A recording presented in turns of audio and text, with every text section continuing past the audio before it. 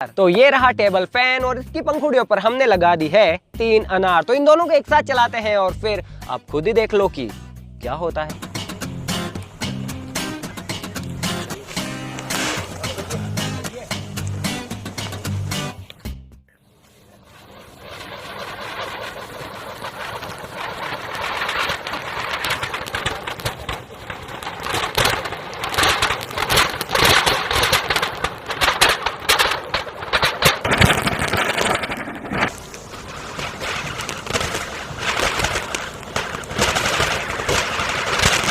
हमें बिल्कुल वैसा इफेक्ट देखने को मिला जैसा